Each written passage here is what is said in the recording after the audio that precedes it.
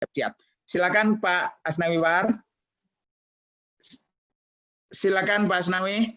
Pak Ucok. Belum masuk. Halo, Assalamualaikum. Waalaikumsalam warahmatullahi wabarakatuh. Silakan Pak Ucok. Bapak-bapak, Bang Pasli dan para pembicara di seluruh dunia yang saya hormati. Terima kasih atas kesempatan yang diberikan. Pertama tentu salam dari Kampuang untuk seluruh kita yang ada di banyak negara. Hari ini di Sumatera Barat, boleh saya katakan bahwa hampir 90% usaha itu boleh dikatakan sudah stuck lah. Artinya bahwa kegiatan ekonomi selain bahan pokok dan beberapa kegiatan-kegiatan distributor barang yang lain masih berjalan. Tetapi secara umum itu kita boleh dikatakan berhenti, apalagi kalau bicara pariwisata. Bang Pasli dan kawan-kawan saya hormati, Sumatera Barat itu pengusahanya adalah UMKM. 98%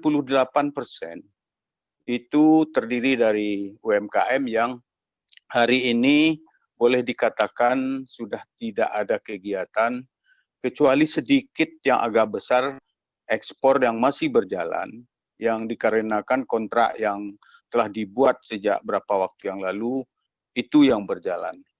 Oleh sebab itu tentu ini memerlukan sebuah sistem yang bisa kita coba bicarakan bersama-sama, menyangkut dengan bagaimana proses recovery ini berlangsung jika memang musibah ini berlalu. Bapak Ibu hadirin berbahagia, dengan kondisi yang seperti ini, kami mencoba untuk mencari solusi bagi dunia usaha ini, bagaimana memanfaatkan momentum-momentum dan stimulus-stimulus yang ada. Sebagai contoh misalnya, saya ingin gambarkan UMKM ini sudah dapat relaksasi dari salah satu bank, misalnya kita ambillah contoh Bank Nagari. Ada sekitar 10.000 UMKM yang sudah direlaksasi di Bank Nagari dengan angka kredit hampir 2,1 triliun. Dan boleh dikatakan 40% dari para pengusaha ini adalah tergantung dengan bank. Persoalannya hari ini adalah relaksasi itu hanya pengurangan daripada tidak membayar pokok daripada kredit, tetapi hanya membayar bunga saja. Namun demikian, untuk membayar bunga, ini persoalan-persoalan yang juga tidak mudah. Karena memang kalau sudah kegiatannya berhenti, sementara bunga tetap berjalan, ini persoalan yang tidak mungkin akan semakin memberatkan. Paling lama tahan pengusaha ini sekitar 2-3 bulan ke depan.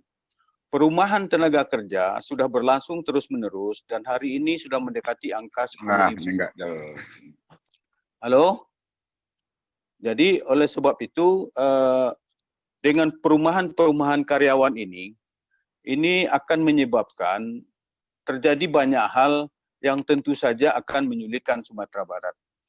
Oleh sebab itu maka Bang Pasli dan kawan-kawan terhormat, kita perlu bersama-sama mencari langkah-langkah agar pengusaha ini bisa terbantu dengan cara mencarikan alternatif-alternatif, stimulus-stimulus kerja yang mudah-mudahan ini bisa dicarikan. Lalu yang berikutnya saya ingin contohkan perhotelan.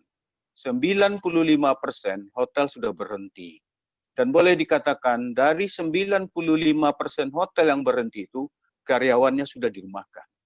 Artinya beban sosial itu dalam jangka 3 bulan ke depan akan banyak timbul.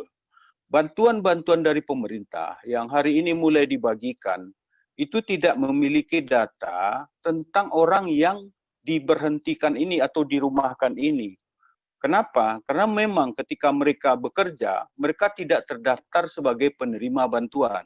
Tetapi ketika mereka berada di garis sudah dirumahkan atau diberhentikan, mereka langsung memasuki zona, mohon maaf dengan kata kutip, kemiskinan.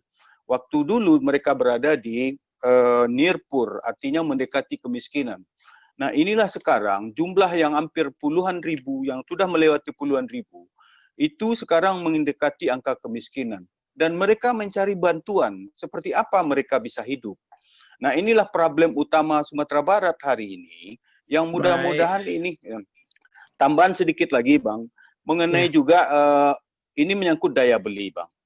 Daya beli juga misalnya ada bantuan, misalnya karyawan di Sumatera Barat atau pegawai negeri misalnya.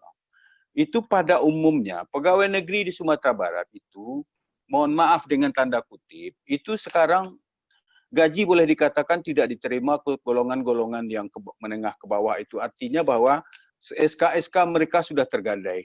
Salah satu tujuan pemerintah untuk tetap memberikan gaji kepada karyawan pegawai adalah agar daya beli mereka tetap bertahan. Persoalan hari ini adalah SK-SK mereka sudah ada di bank. Lalu mereka hanya menerima sekian puluh % saja sehingga untuk hidupnya tidak cukup. Jadi kira-kira ini yang menjadi persoalan di Kampung Bang. Mudah-mudahan ini bisa kita diskusikan bersama dan mencarikan solusi minimal bisa meringankan kawan-kawan ini. Terima kasih Bang. Terima kasih Pak Uco atas analisa dan fakta-fakta yang diberikan pada kita secara jelas.